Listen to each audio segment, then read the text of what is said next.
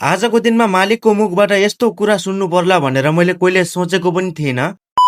मलाई लाग्थ्यो मेरा सबै भिडियोहरू मानिसहरूले मन पराउँछन् भनेर। मेरा कामहरू गर्दाका पलहरू रेकर्ड गरेर म संसारसँग जोडिन चाहन्थे। हरेक भिडियोमा म आफ्ना कथा र आफ्ना भावनाहरू समेट्ने गर्थे। मलाई लाग्थ्यो मैले पनि दर्शकहरूले केही दिन सकेको छु, तर मैले सोचेको पनि थिइनँ मालिकले यस्तो कुरा आफ्नो मुखबाट निकाल्ला भनेर। मैले सकेसम्म मिहिनेत जारी राखेको थिएँ, तर दिउँसो मेरो मालिकले काउन्टरमा बोलाएर किन यस्तो भन्यो। Hello guys, welcome to my new blog. I hope हजुरहरू पनि निकै हुनुहुन्छ भन्ने आशा राख्दै हामी पनि फिट एन्ड फाइन छौं। जब मेरो लागि मालिकको मुखबाट यस्तो शब्द निस्क्यो कि जुन शब्दले मेरो यतिका दिनको मेहनत र परिश्रम टुक्रियो, यो कुराले म पनि निशब्द छु। यत्रो दिनको मेहनत र आफूले गरेको परिश्रम खेर जाँदा कसले पो पिर चिन्ता हुँदैन र। त्यही पनि धैर्यता राख्छु, यो होटलबाट छिटै नै निस्किन्छु भनेर। आखिर के गल्ती गरेको थिएँ र मैले आफूले गर्न जानेको र परिश्रम गरेको भिडियो नै त बनाएको थिएँ। र आजदेखि मेरो मालिकले किचन भित्र भिडियो रेकर्ड गर्ने काम बन्द गर, मलाई मेरो होटलको किचन भित्र कसैले भिडियो बनाएको मन पर्दैन भनेका छन्। मैले त मालिकले त्यति बेला पनि भनेकै थिएँ, तपाईको काम रोकेर मैले भिडियो बनाएको पनि होइन